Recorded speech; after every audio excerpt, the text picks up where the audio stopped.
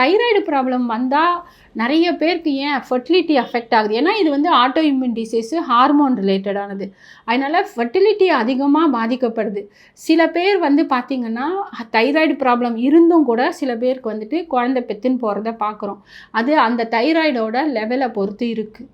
So அதனால் இந்த தைராய்டை வந்து நம்ம வந்து கண்ட்ரோலுக்கு கொண்டு வர முடியுமானா கண்டிப்பாக கொண்டு வர முடியும். இது வந்து நீங்கள் மெடிசன் எடுத்துக்கிட்டு இருக்கிறவங்கள பார்த்தீங்கன்னா கண்டிப்பாக இதனோட சிம்டம் இதனால் வந்து எவ்வளோ பாதிப்பு வரும்னா கண்டிப்பாக பாதிக்கும். முடி கொட்டிடும், அவங்களுக்கு உடம்பு ரொம்ப பெருசாகிடும், அவங்களால சாப்பிட முடியாது, சுகரும் கூட வரும். ஏன்னா இதெல்லாம் ஹார்மோன்ஸு. ஸோ எல்லாமே வர்றதுக்கு வாய்ப்புகள் அதிகம். தைராய்டு வந்ததுன்னா உடம்பு வலி ஜாஸ்தி இருக்கும், அவங்களால வந்து ஒரு நிம்மதியாகவே இருக்க முடியாது.